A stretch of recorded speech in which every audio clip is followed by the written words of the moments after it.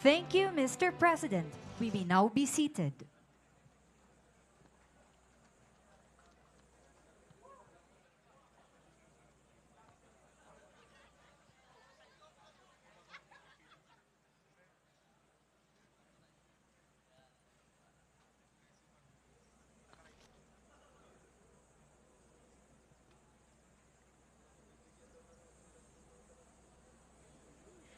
Ladies and gentlemen, Cadet Mark Joseph Glacatan Vito will now deliver his valedictory address.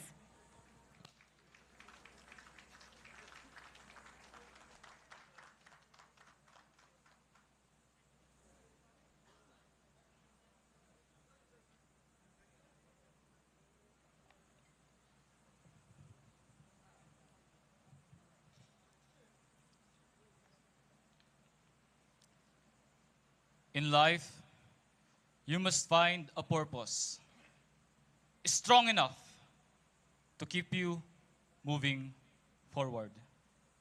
His Excellency, President Ferdinand R. Marcos Jr., sir, our esteemed guests, officers, professors, and the Cadet Corps of the Philippine National Police Academy, good morning.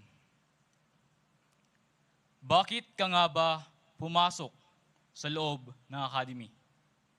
It's a question we have all asked ourselves.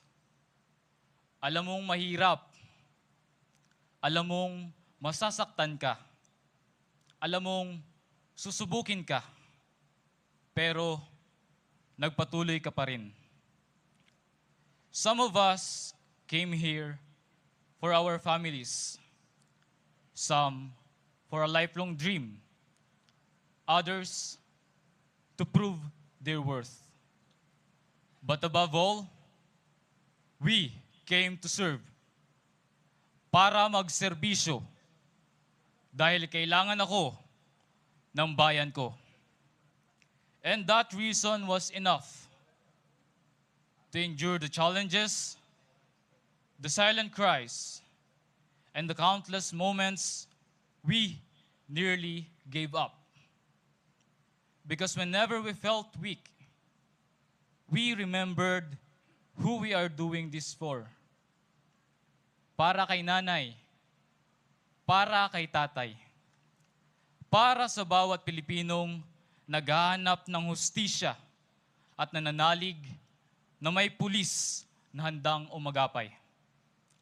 At heto tayo ngayon, taas noo, dahil kinaya natin, nalampasan natin.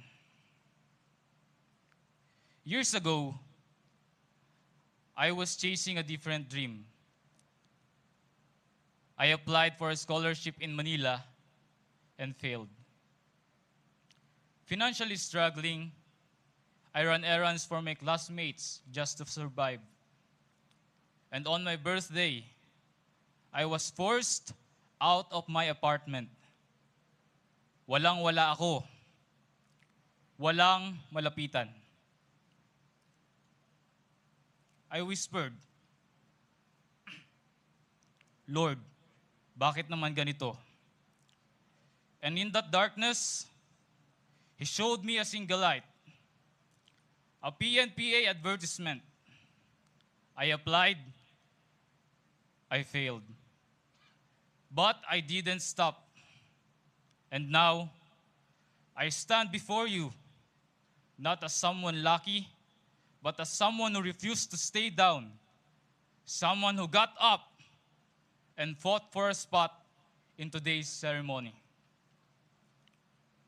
And I know many of you have stories even harder than mine, stories no one else sees, which molded and shaped the strength that you carry now. So if you're listening, laban lang. You are stronger than your sorrows, braver than your doubts. Kung sarado ang pinto, may bintanang magbubukas. Just don't stop knocking. To our Almighty God, thank you for leading us when we couldn't find the way. to the Philippine National Police Academy, salamat for molding us. We will carry the virtues of justice, integrity, and service wherever we go.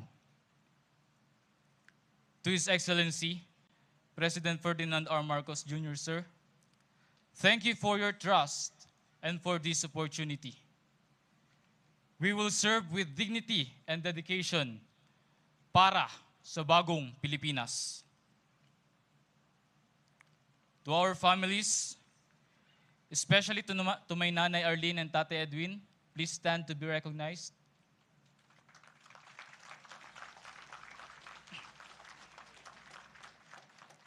To my squad mates, to Ma'am Precious, our class facilitator, and to my MGR, this is for you.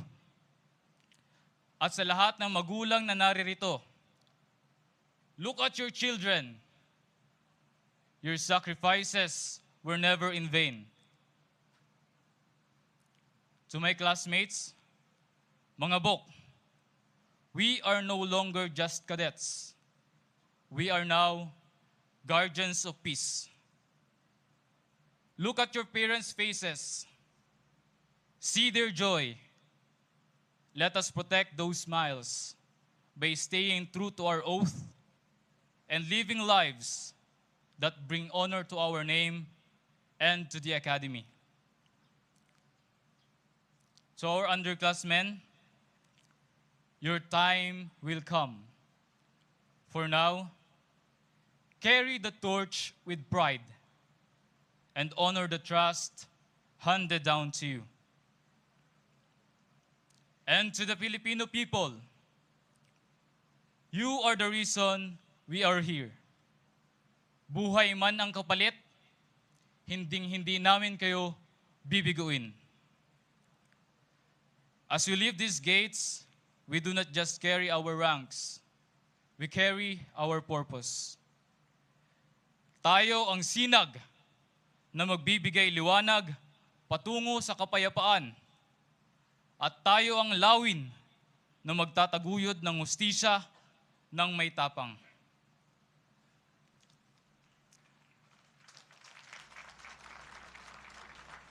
Tayo ang Sinag-Lawin Class of 2025 para sa bagong Pilipinas. Susulong, padayon, magtatagumpay. Puhon. Maraming salamat po at mabuhay tayong lahat. Thank you, Cadet Vito.